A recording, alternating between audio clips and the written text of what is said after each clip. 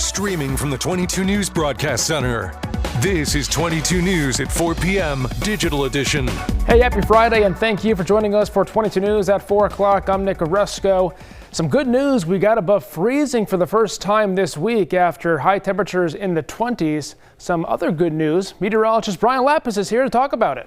Yeah, the wind is much diminished, and it's the weekend.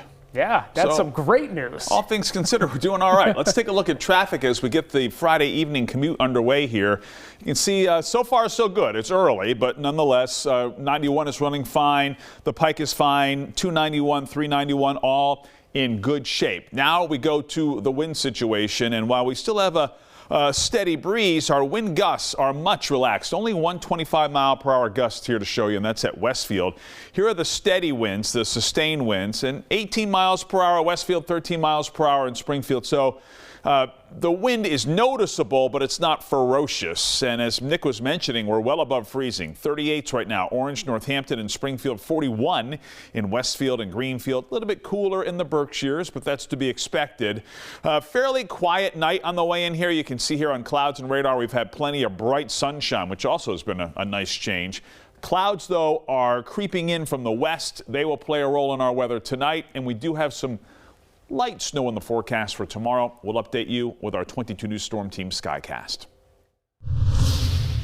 President-elect Donald Trump has been sentenced for his felony conviction on 34 counts of falsifying business records.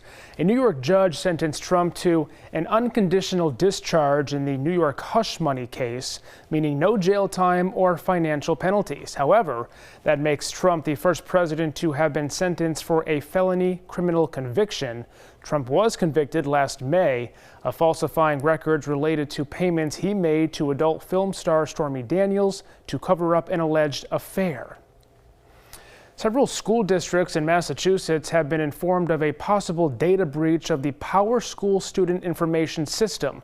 PowerSchool, which is a grade school software, notified districts Tuesday that a cybersecurity incident occurred on December 28th. The data breach compromised personal and academic data of students and staff that may have been found in the system. Springfield Public Schools was affected by the breach, but says the issue has since been contained and does not expect data to be shared or made public. Other districts in the state that were affected include Wesley, Needham, and Holliston. The two biggest fires devastating the Los Angeles area have grown slightly as firefighters fight back the flames that have killed at least 10 people now. Officials expressed optimism that a break from the punishing winds fueling the flames will allow crews to make headway on those fires. Over 17,000 acres have burned and more than 10,000 buildings are destroyed.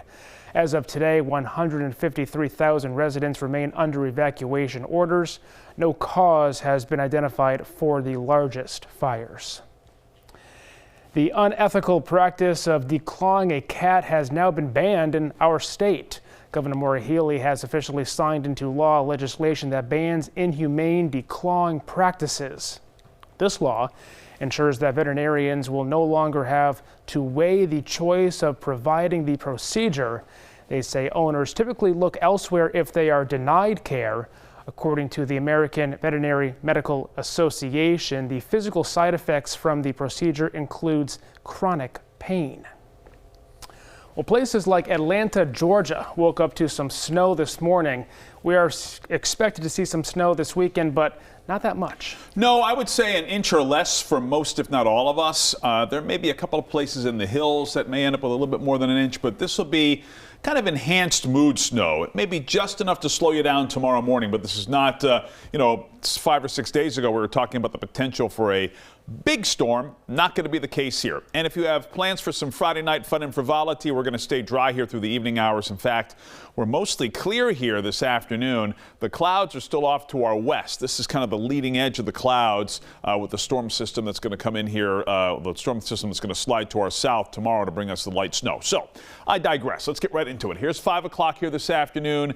Clouds slowly but surely increasing here through the evening hours. Evening temperatures will be in the 30s. Again, dry. There may be a few flurries after midnight tonight, but generally it's also dry. And then as the sun is starting to rise, we get this little wave of light snow. So 6 o'clock here tomorrow morning, a little batch of light snow moving through the area.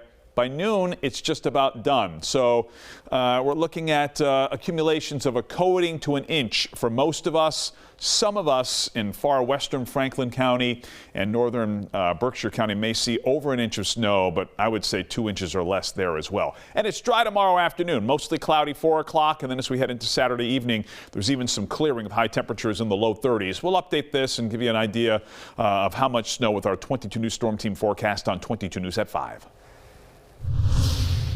TikTok is fighting for its life as the U.S. Supreme Court hears arguments today over a law aiming to ban the popular app on January 19th if it is not sold by its Chinese parent company.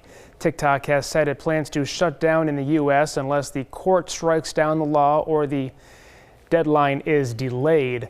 The end of TikTok could mean a big boost for rivals. Analysts estimate 80 to 90% of TikTok's U.S. ad revenue would go to Meta and Alphabet, while the rest could filter down to Pinterest and Snapchat. This morning marked Hoda Kotb's final day as co-anchor of the Today Show. Hoda has co-anchored the first 2 hours of Today with Savannah Guthrie since 2018, filling in after Matt Lauer was fired amid sexual harassment allegations. Hoda first joined NBC News as a correspondent for Dateline in 1998 and later joined Today in 2007. The podcast host and Today co-anchor tells Today.com she intends to spend more time with her loved ones and sleep in. Well, tonight on 22 News, starting at 5 o'clock, respiratory viruses remain on the rise this winter. See what local hospitals are doing to keep patients safe and numbers under control. Plus, with wildfires continuing across Los Angeles, how are firefighters able to be prepared to handle these natural disasters? And we'll have a recap of the week on Beacon Hill with our State House Spotlight. Traffic moving along fine as the evening commute starts to get underway. You can see here that we've got fine conditions on the Pike and on 91, 291, 391 also running normally. A little bit of snow to start the weekend. We'll track it on 22 News at 5. Okay, thank you for joining us for 22 News at 4 o'clock. Latest updates on our website at wwlp.com and the free 22 News mobile app. Have a great weekend, everyone.